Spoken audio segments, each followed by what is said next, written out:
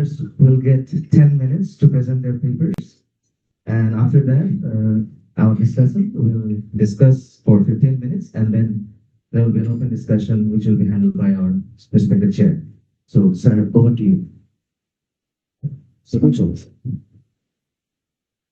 Thank you very much. Good morning and a warm welcome to everyone on to this session on agriculture, food security and livelihoods, which is part of the 9th Sun Annual Economics Conference 2026. So agriculture and food security issues have been quite center of agriculture international development issues, international development agenda over the last many decades. And thankfully, the world has seen a remarkable progress in terms of agricultural production and improvement in food security and nutritional outcomes over the last many decades.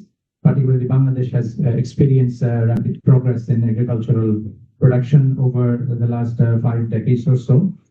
So the success in agricultural outcomes in agricultural production, it is partly a success of scientific innovation and technology adoption, technology innovation, diffusion, but it is also a story of changes in the institutions. And so agricultural success is partly, it is, I would categorize as a biological or scientific progress, and partly it is a progress of markets. It is a story of markets and institutions. But despite the progress we have seen, the world still experiences many challenges in agriculture and food security and nutrition issues. For example, climate change, which is a threat to the progress in agricultural production. We have seen land fragmentation. There are challenges in nutritional uptake. So even though the calorie intake or the availability of food has increased, we do not see that spreading to nutritional outcomes in all groups of people. And of course, there are externalities from developments in other sectors, for example, industrialization, technological growth that have also some negative externalities on agricultural production as well. So there are so many issues that we can talk about in agricultural and growth and development and food security and livelihoods of people both in Bangladesh and across the world. And this session, which I have seen so far, is that it has 4 papers which encompass a lot of these issues. It ranges from issues of technology like internet use, of vulnerability to climate change, to I think health and nutrition outcome of children, and also the several issues are covered in this session, which is I think it's very welcome to see this diversity of issues there. And without talking much more, I'd like to invite our first presenter, Mr. Rakibul Hassan, who is from Bangladesh Agriculture University, to please make his presentation. And so just 1 minute. I think all of our participants know that there is a time limit for 10 minutes. So I think some from the organizers will be keeping time. Do you give any warning signs at what minute? 5 minutes, and the other one at 1. Okay, thank you. So now over to Rakibul.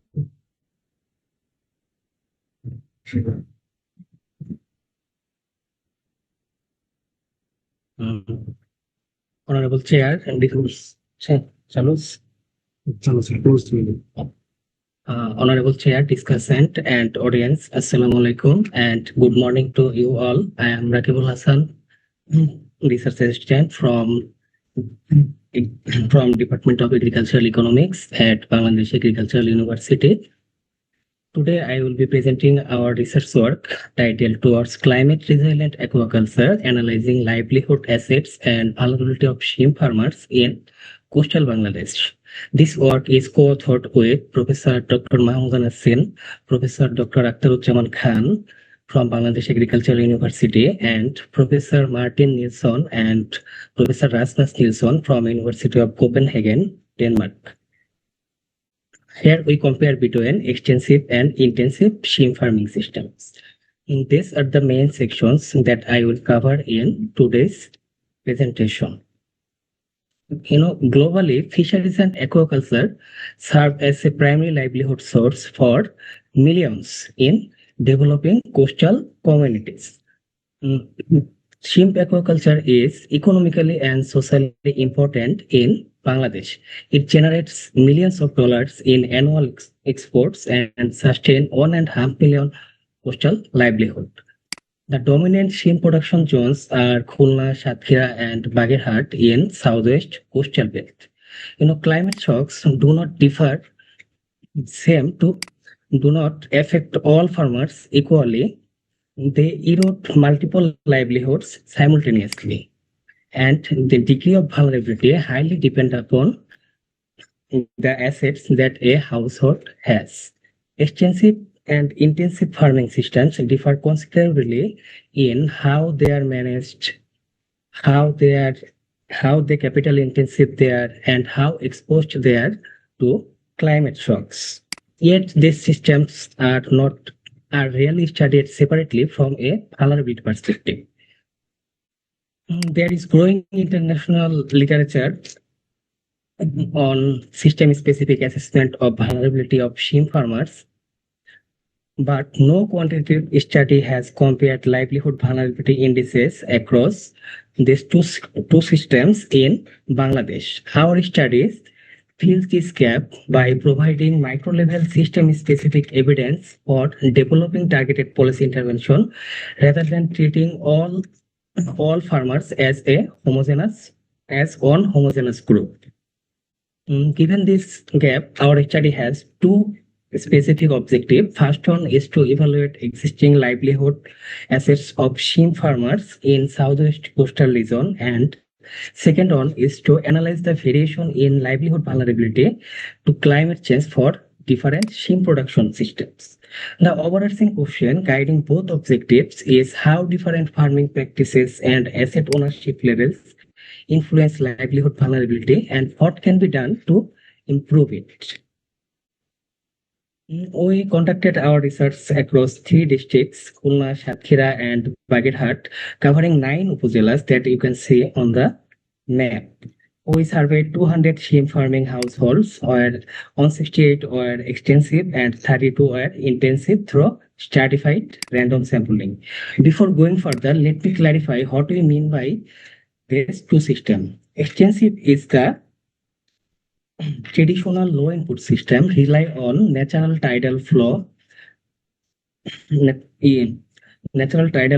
use minimal external inputs and limited control over production environment. On the other hand, intensive involves higher capital investment, controlled water management, feed input, and advanced technology. To measure vulnerability, we adopted sustainable livelihood framework that which is conceptualized through 5 capitals: human, natural, social, physical, and financial capital. From this capital, we constructed 44 indicators that capture 3 vulnerability dimensions: exposure, sensitivity, and adaptive capacity. According to Intergovernmental Panel on Climate Change, exposure is the degree of climate shocks that a household faces, and sensitivity is how severely that climate stress affect a household, and adaptive capacity is the ability to cope, adjust, and recover from that stress. And from these indicators, we determined 3 vulnerability indices: climate vulnerability index, livelihood effect index, and livelihood vulnerability index. First, we normalized all indicators by using minimum maximization scaling so that all variables become comparable on the same scale. And then we calculated dimension value and aggregated them into climate vulnerability index. Then we calculated livelihood effect index and livelihood vulnerability index by following these equations. Here, this slide presents socio-demographic profile between both systems. As you can see, there is similarity in both systems in age and food adequacy, but there is striking difference in training attendance, where only 21% extensive farmers attended any training compared to 78% intensive. And these human capital gaps are directly reflected in the vulnerability indices that I will show you next. This slide compares exposure, sensitivity, and adaptive capacity across five capitals. Extensive farmers face greater vulnerability in several capitals. That's good. You need to move a bit faster. I know you have a lot more slides. Yes. Farmer in the general pattern shows that extensive farmers are more vulnerable in human capital, natural capital, and financial capital. By looking at climate vulnerability index and current adaptive capacity index, overall there is a gap between extensive and intensive systems. Here, extensive systems have greater vulnerability than intensive. Specifically, they are more vulnerable in human capital, natural capital, and financial capital. Here is an interesting reversal that intensive systems have higher vulnerability in physical capital. This reflects the maintenance burden of their infrastructure. Our livelihood effect index confirms the pattern of climate vulnerability index. At the bar chart, you can see higher values across capitals in extensive systems. That means climate change having a larger negative livelihood impact on them where vulnerability is. And this is important because it confirms us where vulnerability is located and how much damage is occurred to its livelihood capital. Our final index was livelihood vulnerability index, and that we calculate through IPCC framework. Here, both systems fall in negative zones, meaning both have some adaptive capacity, but extensive farmers sit much closer to zero, confirming that their resilience is weaker than intensive system. And in case of dimension, you can see intensive systems has lower exposure, higher adaptive capacity, and lower sensitivity. That means they are more resilient than extensive systems. We conducted t-tests through three indices for our window statistically, how statistically significant they are, and all pointing to the same conclusion. This and the effect is medium to medium large. This triangulation significantly strengthened the credibility of our findings. In conclusion, we can say extensive farmers are significantly more vulnerable to climate change than intensive farmers, especially they are vulnerable in human, natural, and financial capital due to due to their lack of skill, lack of training, lack of access to formal credit, and dependency on natural water flow. And intensive systems showed relatively higher pressure on physical capital, but overall stronger adaptive capacity as a best. So to reduce vulnerability, we need to strengthen farmers' livelihood assets, not only the climate exposure. Based on these findings, several policy actions are needed. My, climate resilience microcredit and insurance should be expanded to reduce financial vulnerability of sheep farmers, and climate literacy, technical training, and community-based organized can strengthen the capitals of both sheep farmers and training and practical training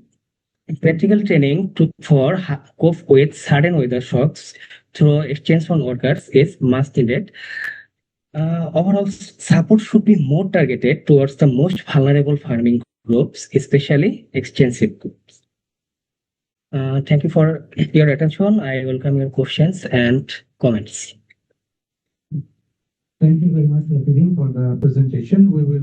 I request the audience to keep the questions noted. We will come back to an open discussion section for the questions.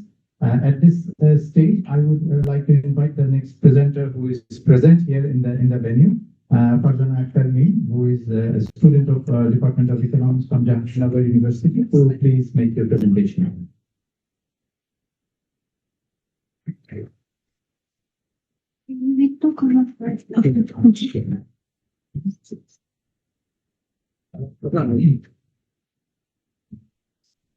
Wait, no.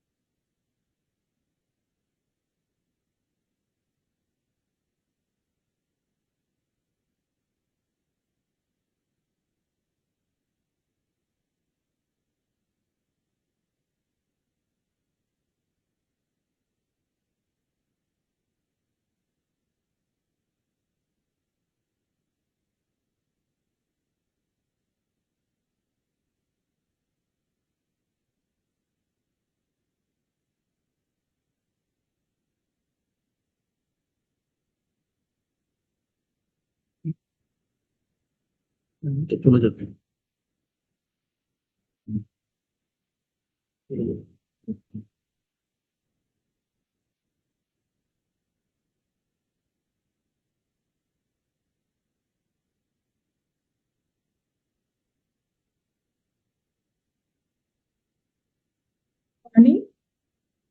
Honorable Chair, our discussant, and everyone present here. I'm Farzana Akhtar Mim. I'm a student of Jahangirnagar University. Today, I would like to present our paper titled The Determinants of Nutritional Status of Under 5 Children in Bangladesh. In this paper, our co-author was Cynthia Rahman. Here, this study is based on nationally representative data taken from Bangladesh Demographic and Health Survey 2022. This research examined the nutritional status of children under 5, focusing on underweight, stunting, and wasting. It's not moving.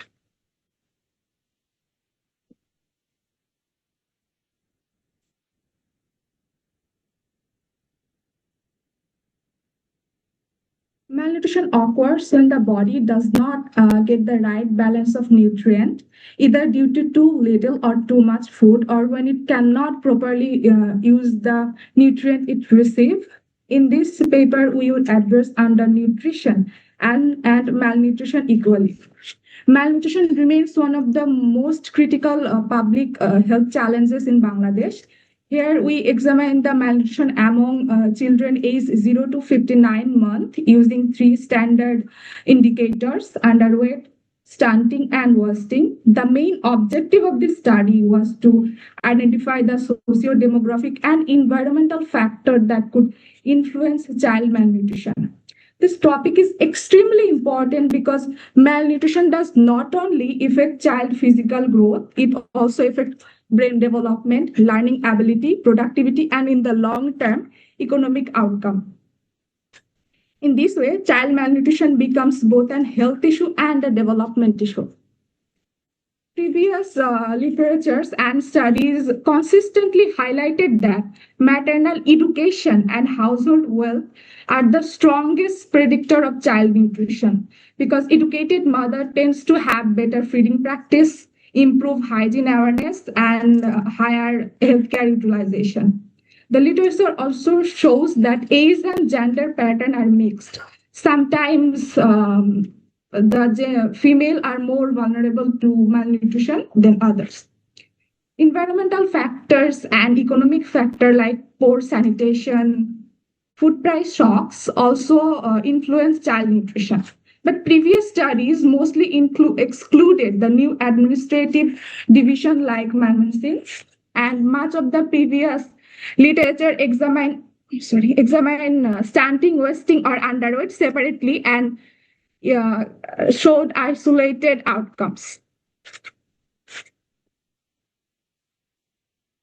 We took in the data from Bangladesh Demographic and Health Survey 2022.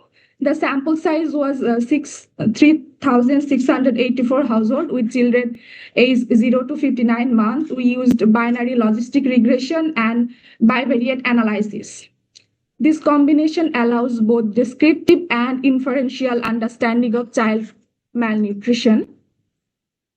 This is our logistic regression model. Here, why I represent a binary outcome that whether the child is underweight, stunt, or underweight, stunt, or wasted. This is the outcome variable. To measure underweight, we measure weight for age.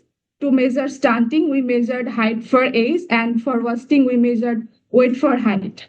And our explanatory variable was children age, gender, mother age, mother education, wealth index, division, residence place, drinking water, toilet facilities. First, age is one of the most important determinant because in this study we have seen that underweight and stunting increase with age, peaked at 50 months or above. 50 plus month old children are 2.5 times more likely to be underweight. And very interestingly, no statistical significant are found in gender comparison, which could suggest a positive shift towards gender equity and child nutrition.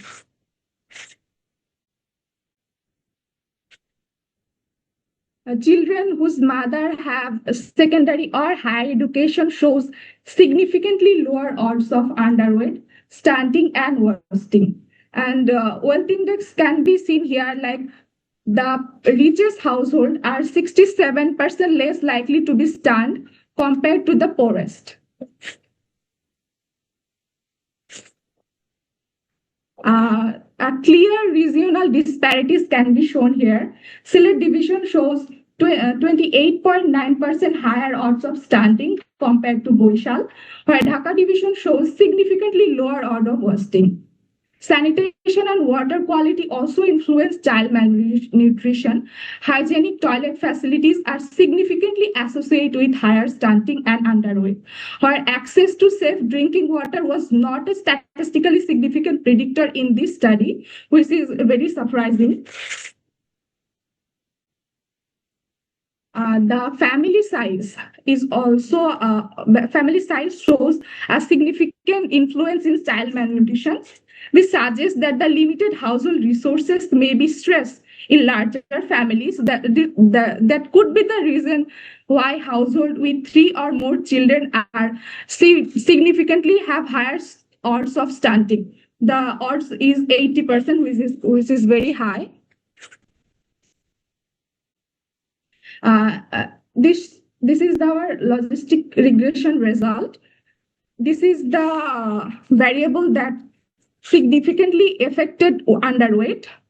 A child can be called underweight if they are too light for their age.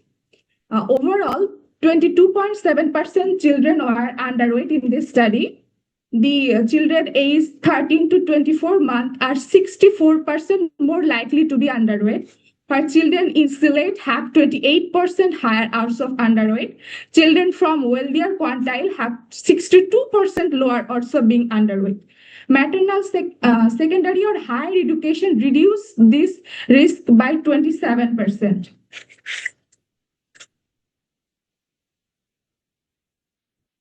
Stunting means a child is shorter than normal.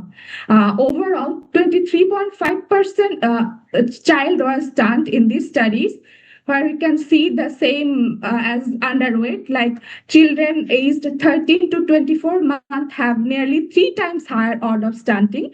Sylhet division shows a higher odd, and hygiene toilet facilities significantly reduce the likelihood of stunting.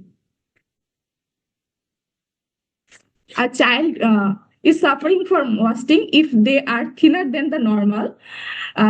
Wasting follows a slightly different pattern here. Children aged 50 months and above have 50% higher odds of wasting. Children in Dhaka division have significantly lower odds of wasting. Wealth shows a marginal productive effect where maternal education, sanitation are not statistically significant for wasting, which I haven't shown here because they are not significant. This suggests that the wasting may be more sensitive to short-term shock than the long-term socioeconomic factors.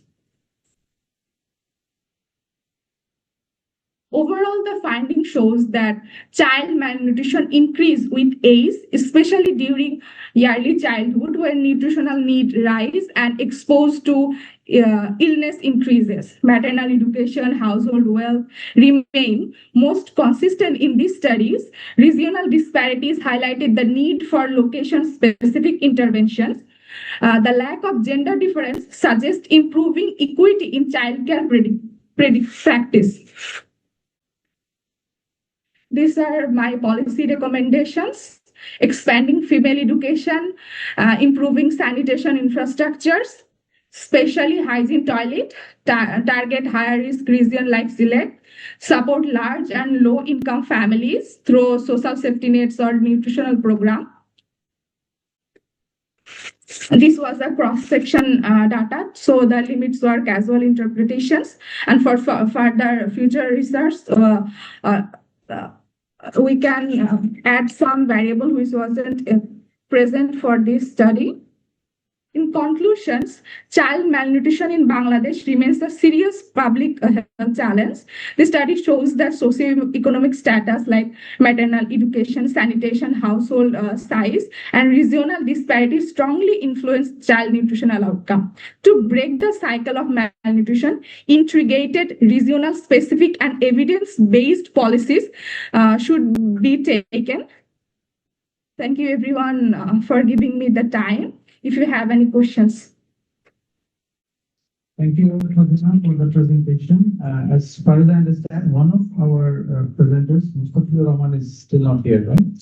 So I think we would want to move to the next presentation, which is going to be an online presentation. Is Mr. Jatinder Singh is being connected? he's So online. if he is connected, Mr. Jatinder Singh will be joining us from India via Zoom. So we would, I think I'd like to move to his presentation. Hello, Mr. Jatinder Singh, can you hear us? Yes, yes, you are audible. So should I share my presentation or? Yes, please. I think you will share his presentation Yes. from his side. Okay, so can you please share your presentation? Is this visible? All? Yeah, it is visible on the screen. You can go to the presentation mode and start the presentation, please. Okay.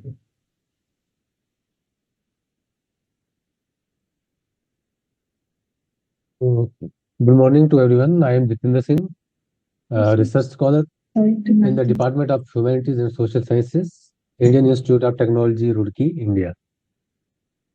So the title of my presentation is Estimating the Impact of Internet Use on Consumption Pattern, Evidence using Endogenous Treatment Models in India. Is it okay?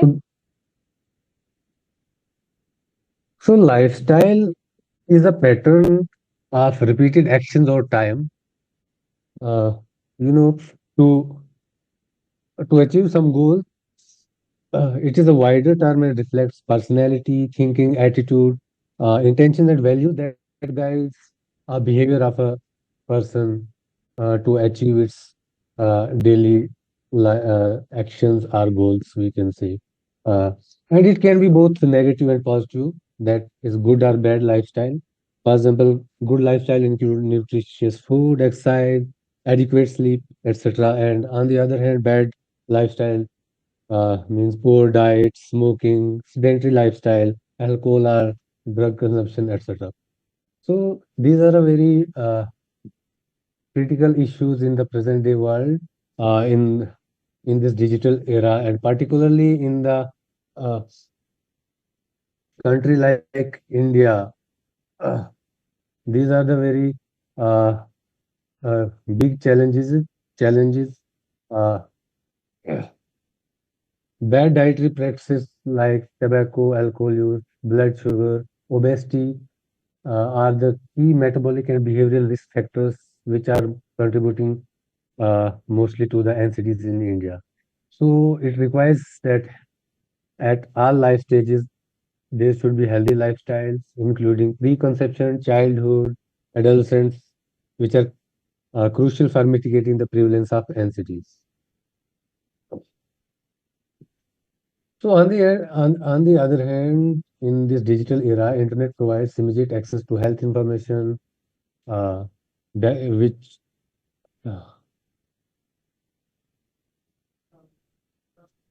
functions not as a direct input in health production process, but it coordinates other health related inputs and contributes to overall health outcomes. It facilitates formation of social networks, lifestyle choices, and adoption of healthier behavior, which can be positively linked to improved health outcomes. However, on the other side, the excessive use of internet may displace time and attention away from uh, physical activity, healthy eating.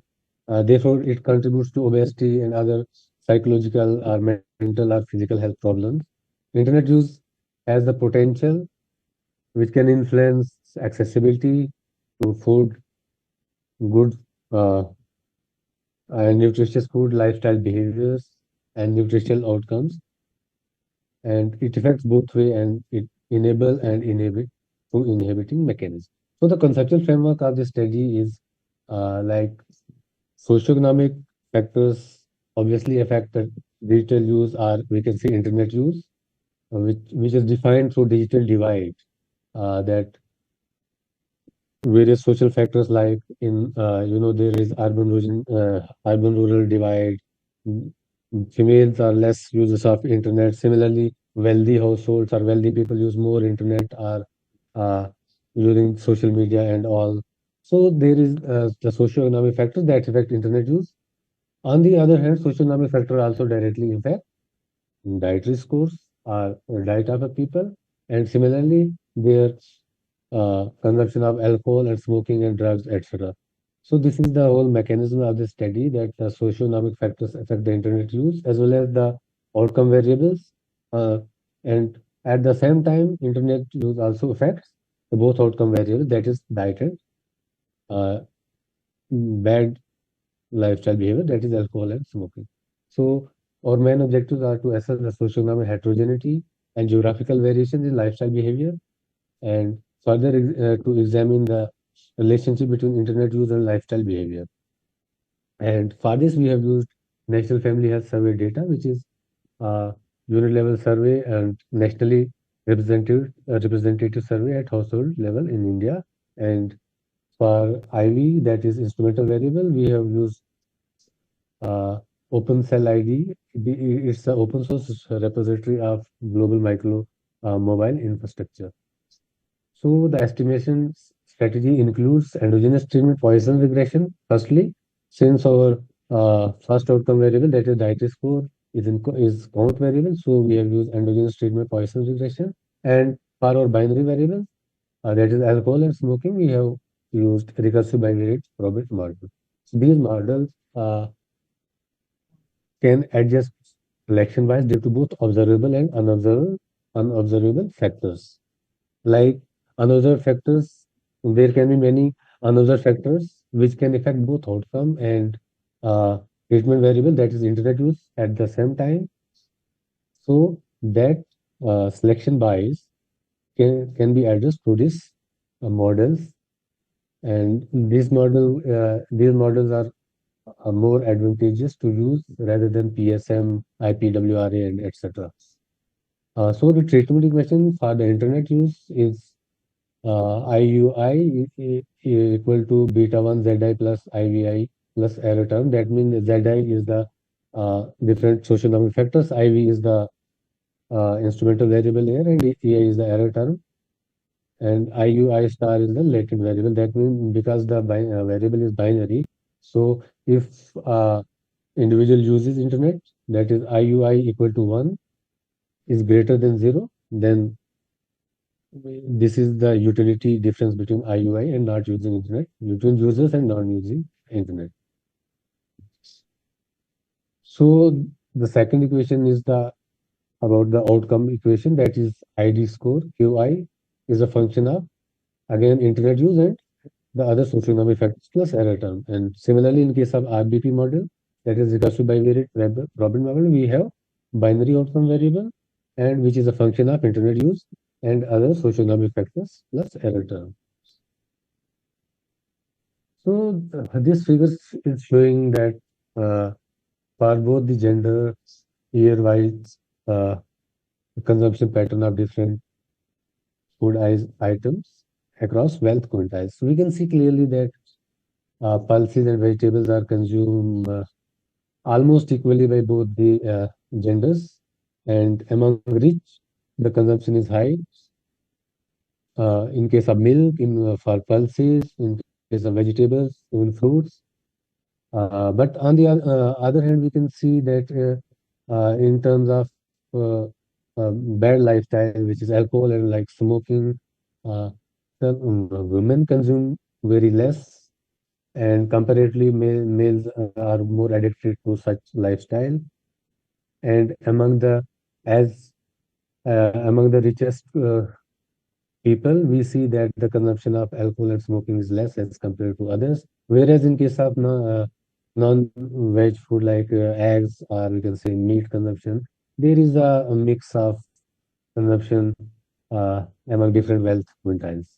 The second figure shows the difference between the urban and rural consumption among both the for both the gender for 3 different years, and we can see clearly that the consumption is high irrespective of gender in case of pulses and vegetables, whereas it is clearly seen that there is a huge gap in fruit consumption, followed by milk and non-veg consumption. But uh, at large, in rural areas, the consumption is almost less in each of the uh, food items, whereas in if we see alcohol and smoking consumption in rural areas is more as compared to urban.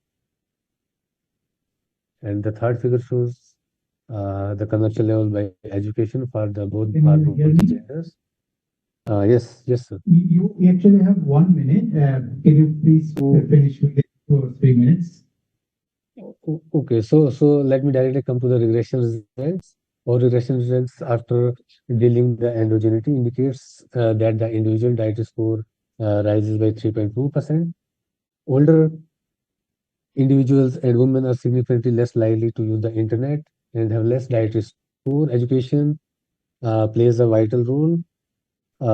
It internet use is directly linked to education. More the people are educated, more is the use of internet, and hence the dietary score. Married and working individuals are more likely to use the internet, but dietary score of working individuals is less. Internet use arises from poorest to the richest household, as I discussed earlier. Rural households exhibit lower dietary score due to non-accessibility and less awareness and information, and also the internet use is less in.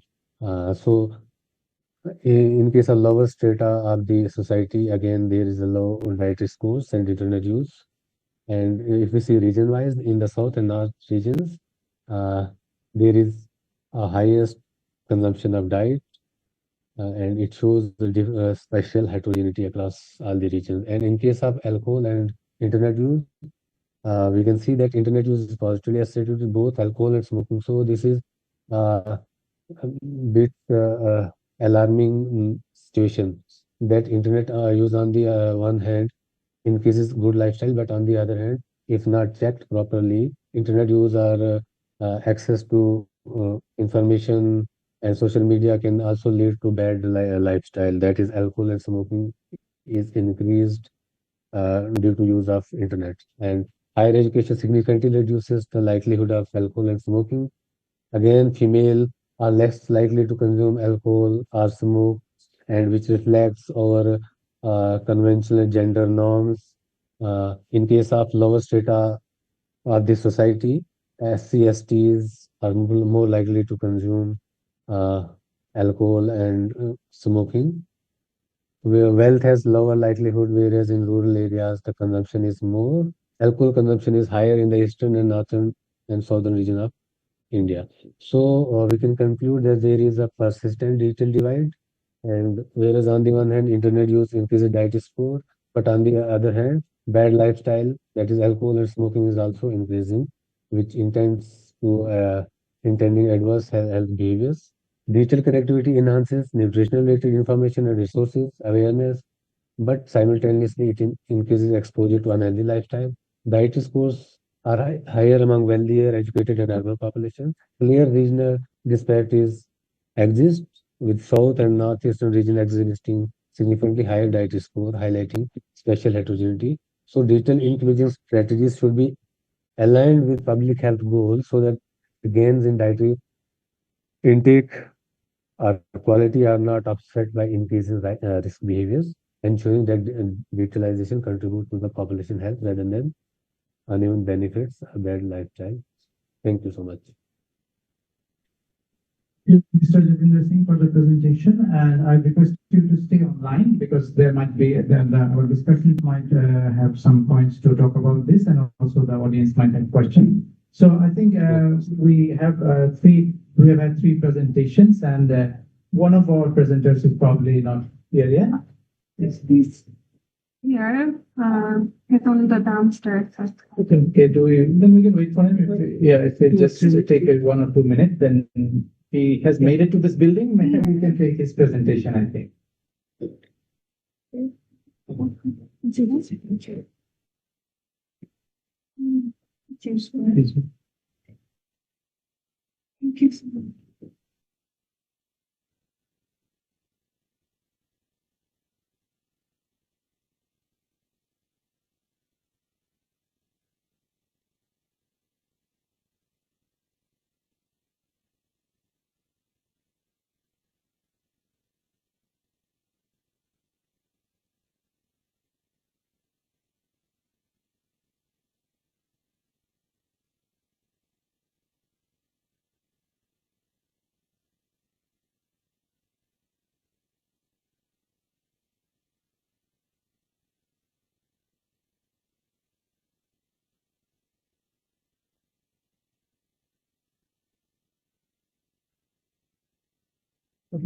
Yes.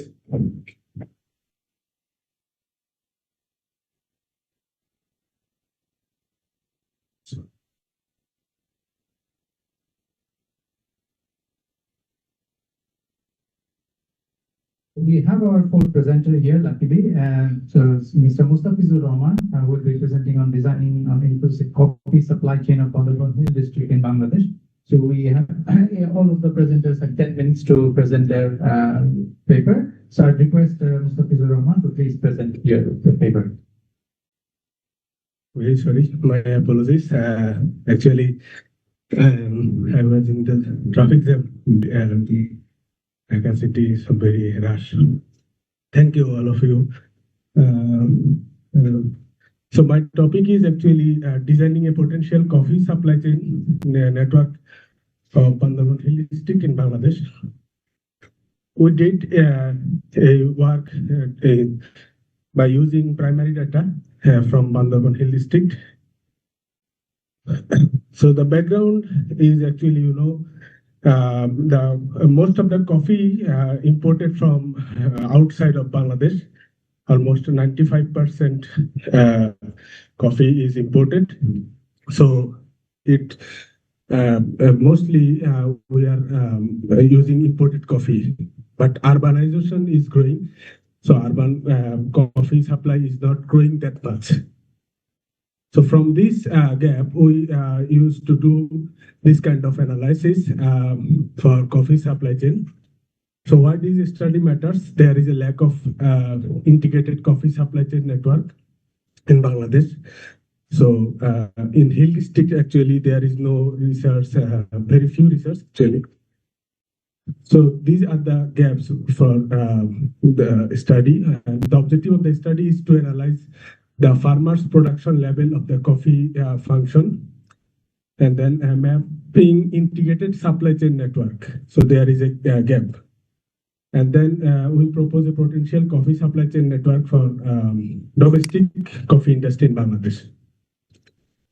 We use a revenue model for the econometric analysis, and then from these econometric analysis, we've tried to figure out the significant barriers of coffee supply chain.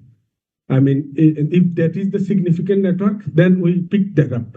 And after we pick that up, we use quality function deployment. That is another model in marketing area. So we use that quality function deployment model. We use a stakeholder consultation as well. So the supply chain problems we figure out from the significant barriers. We found that production level is that not much high. For instance, water scarcity is there. Government providing Robusta bean, but government should provide Arabica bean. As you know, Robusta bean are bitterness in taste. So if government can provide Arabica bean, that will be great. Water scarcity in the high hill. In the post-harvest, there is a lack of post-harvest processing, and then lack of storage facilities as well. That lose the quality actually. in the processing stage, roasting level or knowledge of roasting is not that much high. That will be a limitation for the coffee supply chain and the marketing as well. So as I mentioned, I took 200 samples from Ruma, Upazila, and Thansi. But Thansi is very deep located area, so we couldn't reach that area. So from the Ruma, we took 200 farmers, coffee farmers. So it's a mixed method approach. So descriptive survey, you know, annual production is there, 1661. Average coffee price, I mean, the green bean price is 230 taka. Annual revenue from coffee is 14,860, and there is distance from market. If you know the distance from the market, that means if you grow coffee in the high hill areas, that will give you beneficial, because high hill areas grows the Arabica coffee. So that means the distance from the market is when distance from the market is high, that will give you benefit. On the other hand, lower hill grows the Robusta bean, that will not give you the much benefit. So this is my model. I don't know if you can see or not. Revenue is the dependent variable, and then production, we consider production cost, family workers, cultivation areas, distance from market, household size, age, subsidy, training and production, smart, I mean the post-harvest level production, retail barriers. We did some questionnaire from this. We consider, for instance, retail barriers. Does this create retail barriers? This kind of question we did. And as I mentioned, from the significant factors of the econometric model, for instance, if I go to the model, production cost, if production cost is higher, that will impact on the revenue. Okay, so you can see we try to figure out these kind of significant barriers. For instance, lack of input. Training, they mentioned it, lack of input, training capacity, then quality, led to direct access to the market. Then we try to reach the stakeholder and ask them, these are the problems you mentioned, what are the solutions? For instance, this problem, how we can solve this problem, by using which kind of solution. So these are the solutions.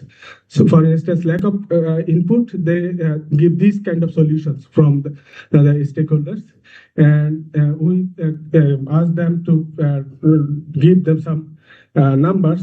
If the solution fit much, then you give 9.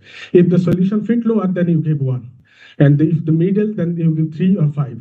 They give the scoring matrix like that. And then after that, we calculate the revenue cost for this model. And this is the supply chain, you know, from when you grow the coffee, that is the 20 or 40 taka. Okay. Then dry seri and then harvesting level after roasting, that will, the green bean is selling 1,200 taka, and after roast they will sell it 4,000 taka. And from north end you can see. So that is create higher impact. When it goes to the consumer level, that will 20,000 taka. So we got the significance level, as I mentioned it earlier. Production barriers are there. If the household size is increased, then you will know the retail barriers are there. Distance to market is significant. As I mentioned, distance to market is higher, then that will create much more value. These are the stakeholders' priorities from the QFD. So these are the integrated solutions. So farmers grow coffee, but they are not keeping it clean. They are growing Robusta. They are not properly oriented to the coffee farmers. They are picking cherry berry before ripen. So that creates the vulnerability for them. They don't have much roasting expertise, as they don't have, for instance, Robusta roast should be the dark roasted. That will give the proper coffee taste. But if you give them Robusta is medium roast, then it doesn't give you the proper taste. It will give you the bitterness. So that should be the awareness. So these are the challenges: dependence on Robusta beans from the government, and then that could be the solution. We should provide a cultivation zone, Arabica cultivation zone. Poor harvesting, so we should train them properly. Lack of facilities, water scarcity is there. We should build rainwater harvesting, limited roasting expertise, improve coffee roasting, and weak access to market. So that should be improved.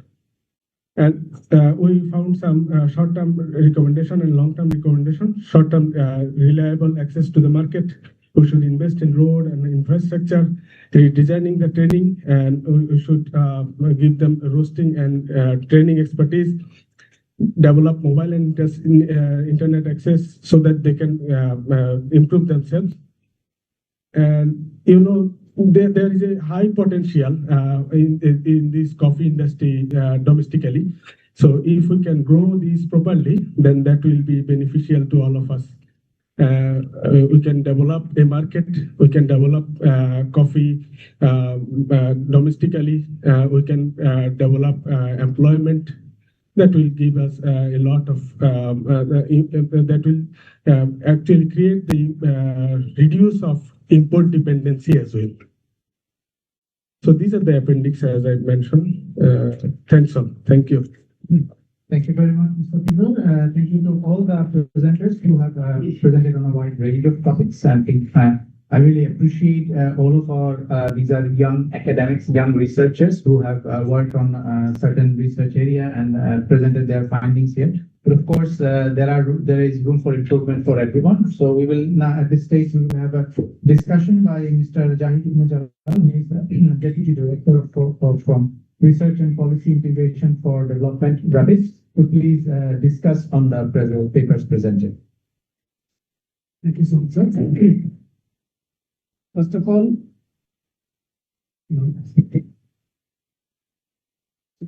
I would like to give my thanks to SANES to arrange this kind of annual economist conference and inviting me to serve as a discussant of the breakout section of agriculture, food security, and livelihood. And so the 4 papers what we heard today, these are basically diverse in nature and very insightful for our country perspective, and also insightful for the new researchers or new economists who has the interest in this kind of field like agriculture and livelihood. So, and obviously we have got a different kind of area. Like we discussed, we got a paper which discussed about the aquaculture, and that paper has seen the climate vulnerability. And we have seen the paper which discussed about the child malnutrition. And we also got some paper which is very new in topic like the digital connectivity. And I would say the last one was the coffee. So that is very helpful for our, I think this kind of study is very helpful for agricultural diversification aspects. So thank you so much. So I have, let me start with specific comments in papers. So the first paper was towards climate resilient aquaculture, analyzing livelihood assets and vulnerability of shrimp farmers in coastal Bangladesh. So this paper basically provides a timely and critical assessment of the vulnerability of shrimp aquaculture or shrimp farmers. And this study used 3 vulnerability indices: climate vulnerability index, livelihood effect index, and IPCC livelihood vulnerability index from IPCC, right? Yes. Yeah. And the findings of the extensive farmers, which is basically the study found that this is significantly more vulnerable due to its heavy reliance on the natural capital and limited financial and physical assets which is a crucial insight for our policy making. And thank you, basically, because you linked it to the policy or plan of our country, like Delta Plan in your paper, which basically strengthen your paper or your argument in the paper. So while the paper actually calculated the static measurement of these different vulnerability indices, but I think if we can see the dynamic relationship between these capitals, like for example, how the initial shock to the natural capital appropriation influence the other financial capital or human capital. So this could be interesting to see. And second one, I have seen that we have found your indices was the maximum score of 1, right? And one capital, like which one? Natural capital. Yeah. Natural capital in both, for the both extensive and intensive farmers, you have found scored 1. So I don't know, in coastal areas, since it's the natural disaster prone areas, so I found these findings. I think you need a more explanation for Yes. these findings, because why either those extensive and intensive farmers, they are taking very good initiative or very good mechanism, which actually reflects their farm more profitable, or protect from their natural disaster like that kind of things. So that is so important for mention that what kind of measure they are actually taking. And lastly, I think the policy recommendations, such as you mentioned about the microcredit on easy terms and strengthening early warning system, which are sound. However, their practical implication is the most important thing. So I think you can add some discussion on the institutional perspective, that why basically there are a lot of papers which actually shows the farmer's vulnerability and suggest this kind of the recommendation, but why these recommendations are failing over the past years. So I think few discussion on the institutional aspect is also important to strengthen your paper. Okay, let me go to the second paper, which was about the determinants of nutrition status of under 5 children in Bangladesh, presented by Farjan Akhtar, me. So yes, you utilized here the BDHS, Bangladesh Demographic and Health Survey 22 data, very new data, yes. This paper offers good analysis that identify the determinants of stunting, wasting, and underweight. This is also a timely, I'd say, timely study, because and you identified one important thing is you identified the 13 to 49-month period, which is the most vulnerable period. So obviously, this finding is good one that the policymakers can think of. So my comment is about you correctly identifies that wasting has a weak relationship with socioeconomic factors compared to the stunting and underweight. So this suggests different underlying the etiologies, because the discussion could be strengthened by explicitly linking wasting to recent shocks like the food price volatility and any kind of acute infections. So we need to see about those things that can actually reflect how we can formulate our instant policy solutions.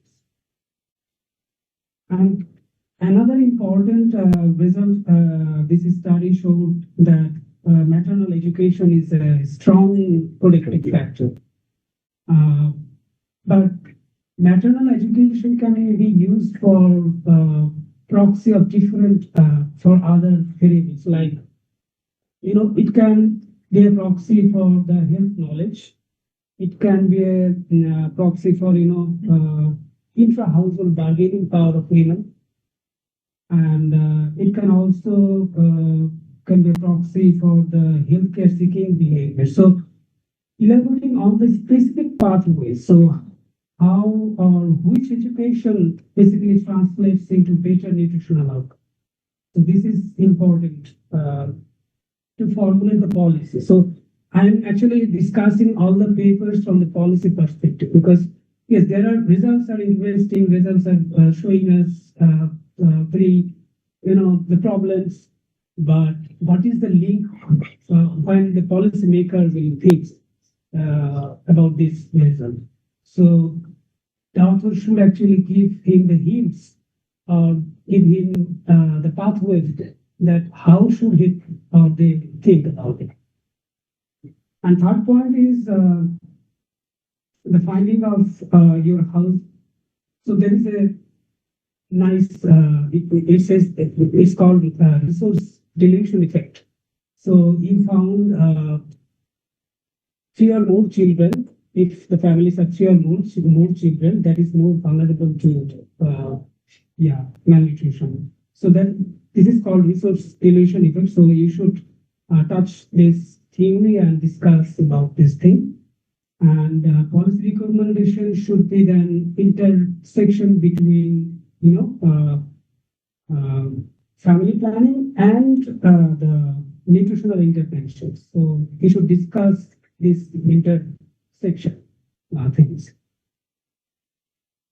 So that was my comment for this paper. And let's move for the third one, which was about the estimating the impact of internet use on consumption patterns, evidence from endogenous treatment model in India. The author was Jatinder Singh and Pratap Chandra Mohanty. So this paper actually tackles a highly contemporary issue, the impact of digital connectivity on consumption patterns. And the methodological rigor of this paper is so nice. Basically, it uses the ETPR, like treatment poison regression, and recursive migrate probit model. And it used the instrument by cell tower density, which basically effectively, control the selection bias and the ambiguity flowers.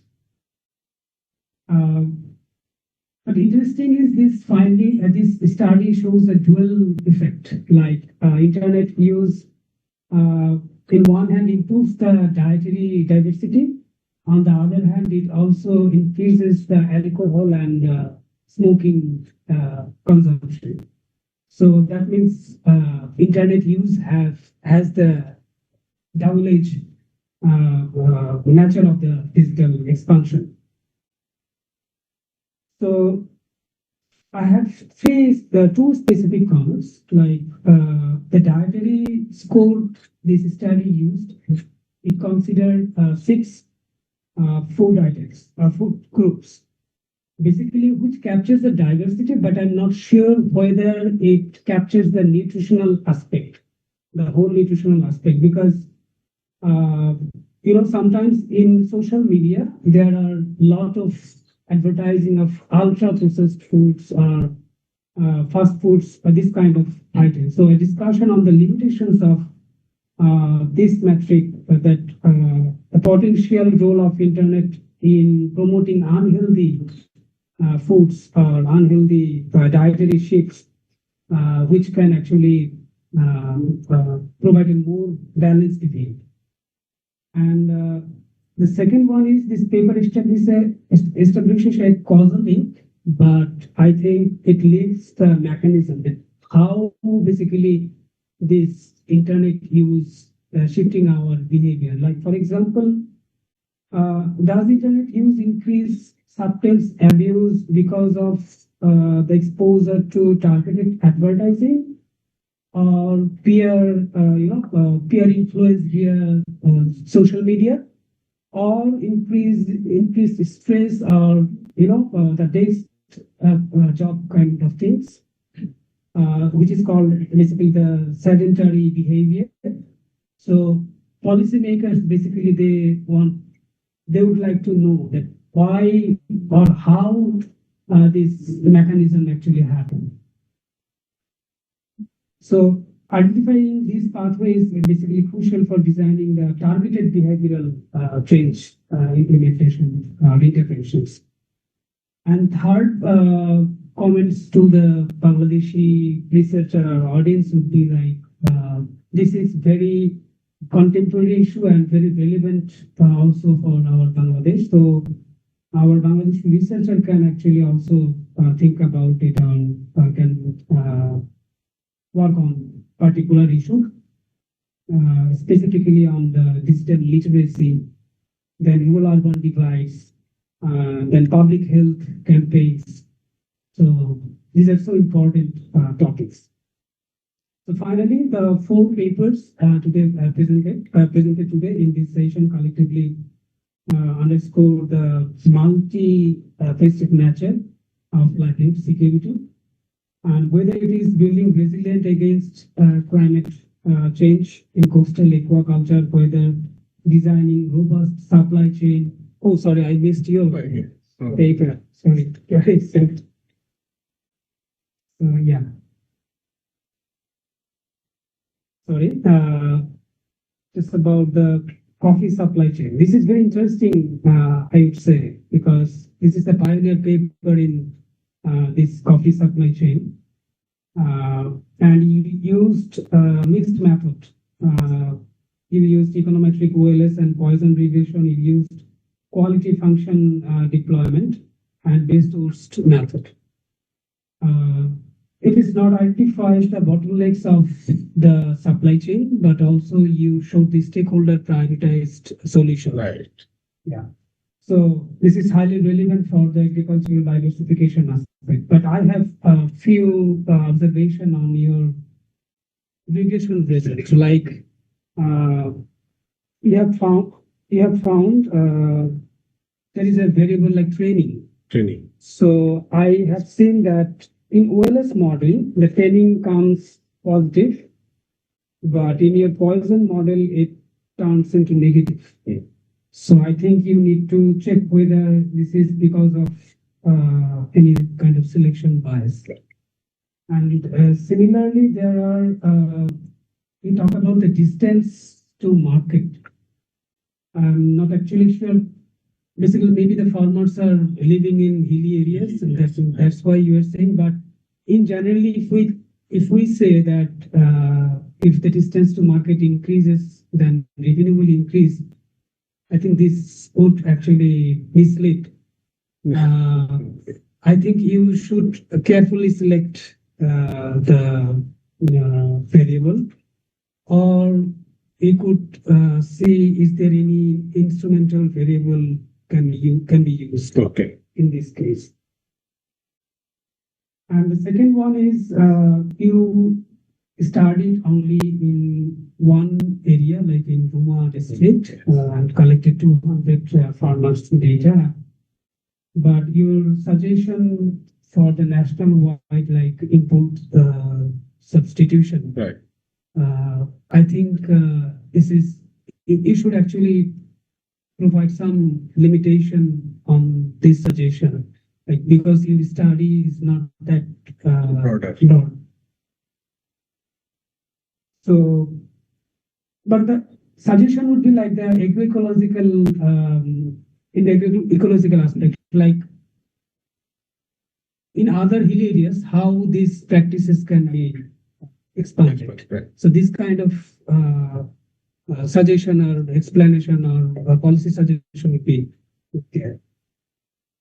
And third one is, although your paper touches upon the environmental factors, but I think more explicit integration of climate vulnerability into the model, your econometric model, because coffee is so sensitive to precipitation and other things.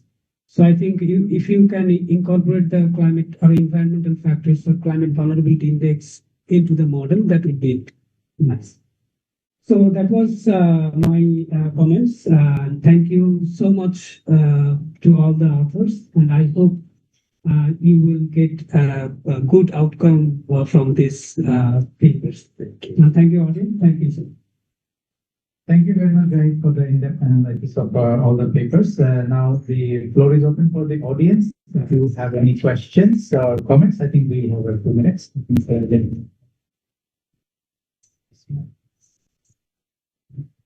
Can I have Yeah, please go ahead. Introduce yourself, JQ, and ask. Thank you so much. My name is Mohammad Nasif Kabir. I'm currently an undergraduate student at Dhaka University Institute of Health Economics. So my question is toward Mr. Mustafizur Rahman. According to your paper, is the lack of supply chain the only infrastructural gap that is preventing our farmers from taking up coffee cultivation, or is there other factors negatively affecting this as well? Could you please explain it? Okay, thank you. Please note the question. We will get back to you. Any other questions? Thank you. My name is MD Shabir Ahmed Arjo, Department of Economics, University of Rajshahi. So I have two questions. First of all, Mr. Rakibul Hassan, you said you studied in the northwestern, southwestern area, right? So we know that the disturbed or floodplain areas here, right?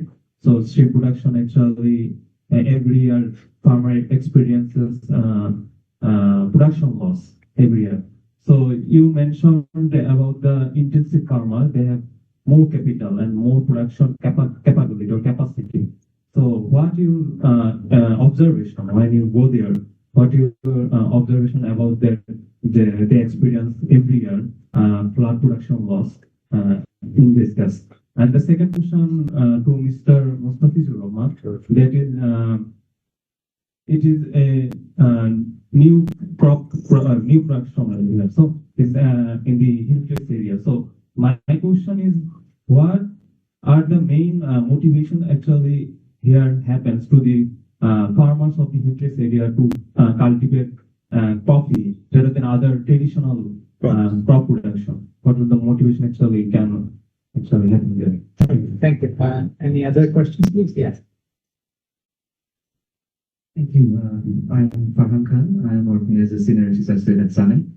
So I have two questions. First, Farzana, did you consider any post-estimation test for your logic model, like ROC or likelihood ratio tests? If it is, then that would be nice. I mean, I've not seen it in the presentation. And whether you have introduced any heterogeneous component in your regression model because you have a large data set. So whether you have used it or not. And the next question is for Mr. Mustafizur. I think I agree with Zahid Bhai, the I regression would be nice. And I don't know whether your data set contains area-specific spillover effects or robust VC type regressions that you can do with the dummy variables. I think that would solve your problem that was talking about positive provision and negative correction. And also I was thinking that whether you have used any area fixed effects in your models. Because you have used only one area, but whether within that area, whether you have any, for example, fixed effect for unions or mohalla, etc. So I think we will see those things. Okay. Thank you. Thank you. You can also ask a question to our online presenter. I think who is there. It can for him or any of our subjects. Still have a minute or two. So now, if you don't have any questions, I think I will go to the presenters for their responses. But just I will add my feedback at this moment as well, because I think they have anything to respond. So I think overall, as Jahid has already said, I have already said, we appreciate the the scope of the papers that have been presented on a diverse set of issues related to agriculture, food security, which is good. That the diversity is good. But of course, I think all of the researchers are asking very important research questions, which are worth investigating. But one overarching comment I would make is that, like empirical research, it is data, partly it is about a story. It is a story, not of course in a fictional sense. Story is what does your data say? What does it like? How does it connect to the academic literature it exists, and how does the data you have and the analysis you do, how does it actually relate to what are the findings you want to say? So in some of the papers we have seen here, I think that part, that connection part, that pathway wasn't really, I mean, there was a scope for improving those pathways, like exactly what connects to what. If I make not a very thorough analysis, but a very quick comments, I think the Rakibul's paper on climate resilient aquaculture is of course very important. But for me, like the indexing you do there, of course you have the data you do there, but indexing reduces a lot of information. It's like, for me, it is not really helpful to understand what's going on there, like what factor is motivating what. So you are asking a causal question that how like vulnerability is like affected, but I think so when you analyze it, when you go for a publication somewhere, this is something you might want to look at. I have a similar comment on the next two presentation of Farjana and Jatinder Singh, which is you have both used large data sets, secondary data from large surveys, which is good. That gives your statistical power. But again, there are certain issues that are probably, it's difficult to address there because it's not you didn't design the survey. So maybe there might be other variables out there that might be, that would have been useful. But for example, in Farjana's case, there was you were finding the regional disparity among. So, for example, I want to know why that would be the case. Why Sylhet region, for example, in Bangladesh, and I think you found that to be more vulnerable in terms of nutrition, child nutrition and outcomes. So, why that happens? And also in your presentation, I think in your paper that was shared with us, there are of course results of your logistics regression and things like that, but it was not there in the slides. So for us, we economists would want to see that, and also if there are how your model fits and the statistical tests, if they are there, it would have been better to see that. And of course, for Jatinder Singh, I think one of the things, issues I have there is like you are trying to see the impact of internet use, but internet use in terms of what? Like internet use, of course, can be of various types. I don't think if your data has that scope to distinguish between various sources of internet use, but that would have been useful. And about Mustafi's paper, that's also very useful. I think one of the bottlenecks that you have tried to identify there is the forward linkage, basically. So if the forward linkage is weak in coffee, I don't have much of an idea of the coffee value chain. But then even if the government is pushing farmers to grow more coffee, it wouldn't really get us much far. So I think that is important. One of the issues I had with your regression on revenue is that you are regressing revenue as a function of production. So like revenue is, by definition, it is production times price. So I think that actually makes it interpreting it. Then what is going to be the interpretation of your coefficients there? So that is one of the limitations there. So I think I wouldn't add much more. I'll just go to presentation, the presenters in their sequence, just for 1 minute for each person, or if you have any response to any of the points made. Rakibul first. Thank you for your comments. I will try to adapt it and improve my work. And the question was about practical observation. I personally visited the field and I observed that intensive farmers are mainly made a soil barrier in their pond, and extensive systems mainly in open space. When the flood occurs, they face major problem, and intensive does not face that much major problems. But when there is heavy flood, they may face severe damage. Thank you. Thank you. Farjana, if you have any response.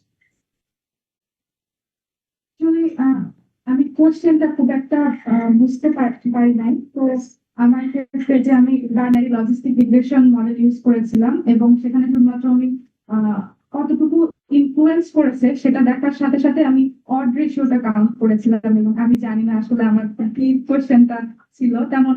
তারপরে আমি আর তেমন কোনো model আমি use করি নাই, শুধু এটাই ছিল এবং ভাইভারিয়ের যে ক্রস ট্যাবুলেশন যেটা ছিল সেটা করেছি।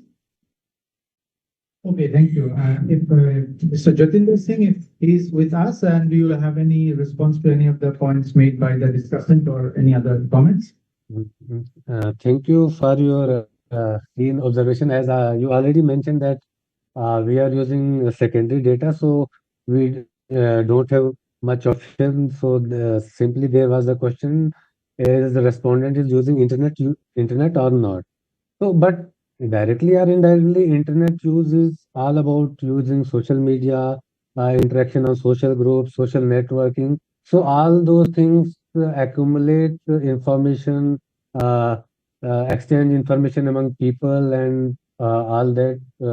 At the end of the day, it affects our lifestyle, or we can say diet and etc. So yes, obviously we don't have direct question in our secondary data. So obviously that was the reason. Okay, thank you very much. Now I go to Mustafa for any response to the points made. Thank you. For the first question, you asked which factor actually hampered the coffee production. There are a lot of factors actually. The geographical factors are the main factors in Bangladesh. So if you go to the high hills, that will give you the much good coffee. Okay, but if you go to the lower hills, that will give you the only the robusta bean cultivation. So for that reason, government is providing the robusta beans. The robusta dominated is there, that is not come to the market because we don't prefer any kind of bitterness taste type of coffee. We prefer mostly chocolatey flavor types of coffee. So if we could cultivate the Arabica coffee, then it will give us the chocolatey flavor. So that is one reason for the hampering coffee cultivation. Scarcity is water scarcity in Bandarbon is a traditional problem. So if we could provide the water storage or rainwater reservoir there, then we can cultivate coffee in the high hills as well. So another one is picking green cherry early. Farmers are lack of cash flow, so they are picking green cherries so that they can grow their revenue, they can grow their profit. But that is not generate the market value because we are preferring the good quality of beans. When you pick the cherry early harvested, that will give not proper value to the market. So that is the market access problem from the production level. The second question, what are the main motivation for the coffee production in Bandarbon Hill areas farmers? So basically Bandarbon Hill area farmers are doing different kinds of crops rice cultivations, mango, mushroom cultivations, zoom. Those are the traditional cultivation, but besides that, they are growing coffee under the shade of different kinds of trees. For instance, they are growing mango. Under the mango trees, they are growing the coffee trees. So these are the secondary crop harvested by the farmers. Those are cultivated by the farmers, and they are doing it traditionally from a long time. But we actually most of even don't know about the Bandarbon coffee where it comes from, but Northern is providing from long time. I think we're out of time. So one question that is about the fixed effects. Yes, I didn't consider the fixed effects because the specific zone cultivated the coffee didn't get another zone that is cultivating coffee. So that's all from here. Thank you. Thank you. Thank you again to the presenters, to the discussant, and above all, Sanem for organizing this beautiful event. I think this is a co-learning experience for all of us. Like, I think not just about this session, in this the economics conference that Sanem does, it brings together some of the most senior economists of the country and some of the junior academics, researchers of the country. So here we share our work, we learn from each other. So I think that should continue. I think Farjana had a question from Mustafizur. I'm not allowing them to continue this here, but after this session, I mean, I think there might be coffee downstairs, and over Yes, coffee, you can further carry on this discussion, and among ourselves, we can keep talking. So again, thank you all.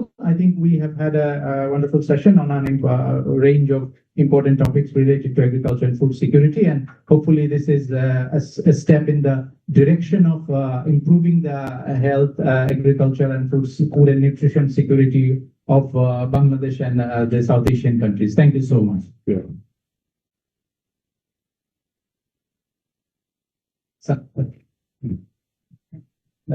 নাম বলবেন না কিভাবে অনুষ্ঠান আপনারা সামনে চলে আসেন।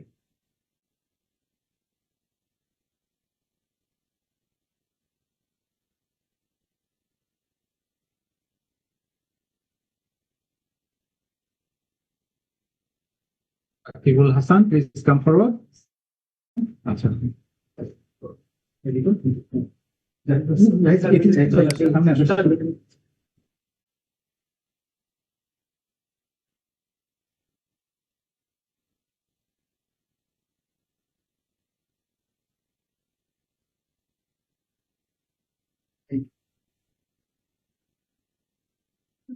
Farjana Akhtarmin, please come forward.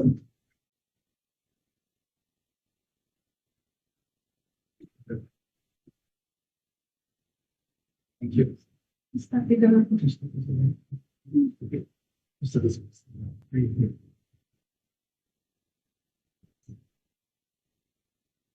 Thank you. Thank you. Such a good book.